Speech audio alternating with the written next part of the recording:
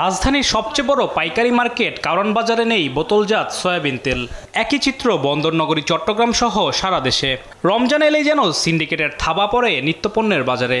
দেশে পর্যাপ্ত তেল মজুদ থাকলেও এমন হাহাকার প্রতিদিনের। কৃত্রিম সংকট সৃষ্টি করে সরবরাহ কমিয়ে দিয়েছে ব্যবসায়ী সিন্ডিকেট। এতে বোতলজাত সয়াবিন তেল কিনতে গুনতে হচ্ছে বাড়তি দাম। যেন ভোক্তার পকেট কাটার মহা উৎসবে নেমেছে একটি চক্র। প্রথম রোজার থেকে তেল সম্পূর্ণ বাজারে ছিল না, বাজারে পুরো একটা পুরো হাউকাও লেগে গেছে, বাজার সিন্ডিকেট ছিল। তেল তো বাজারে নাই, সরকারের নিয়ন্ত্রণ করতে পারতেছে না কোনো জায়গায়। সব কোথায় যাবে, গুদামের ভিতরে বইরে রাখছে নাকি কোথায় রাখছে আমরা তো সাধারণ পাবলিক জানি না। আর যাও পাওয়া যায় এটা নিতে হইবে ওটা নিতে হইবে, না হলে তেল পাবেন না, এর দামও বেশি। এগুলো সিন্ডিকেট করতেছে বড় বড় ব্যবসায়ীরা, বুঝলেন?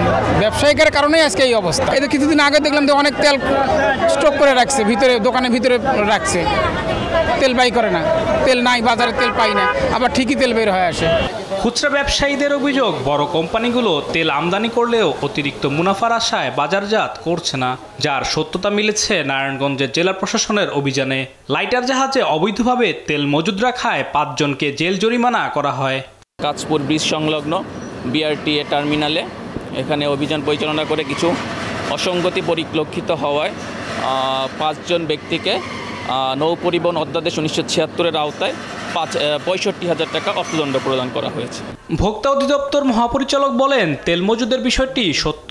ঘাটতি না থাকলেও বড় কোম্পানিগুলো রিফাইনের নামে সংকট সৃষ্টি করছে। আমদানিকারকদের বিরুদ্ধে যোগসাজশের অভিযোগও করেন তিনি। চোর শুনে না ধর্মের কাহিনী। কিছু সংখ্যক লোক আসে, তারা নিজেদেরকে এমন পর্যায়ে নিয়ে গেছেন, তারা এখন বিপরীত কোনো কিছু করার চিন্তাই করতে পারছেন না। গুটি কয়েক থাকাতে তাদের নিজেদের মধ্যে সিদ্ধান্ত নেওয়া অতি সহজ হয়। বাজারে সাপ্লাই দিবেন কি না, বা পরিশোধনটা কিভাবে করবেন, দ্রুততাই করবেন না ইত্যাদি। এটাকে বলা হচ্ছে কতিপয়ের বাজার বা অলিগোপলি। দেশে 40টির বেশি তেল রিফাইনারি থাকলেও চালু আছে 5-6টি। তেলের বাজার নিয়ন্ত্রণে সরকারকে এসব পরিশোধনাগার চালুর পরামর্শ দেন ভোক্তা অধিদপ্তর মহাপরিচালক। একটা রিফাইনারি যদি রিপ্লেস করতে এখনই সিদ্ধান্ত নেয়। আলিমুজ্জামান সাফওয়ান, দেশ টিভি, ঢাকা। 2 বছরও লেগে যেতে পারে।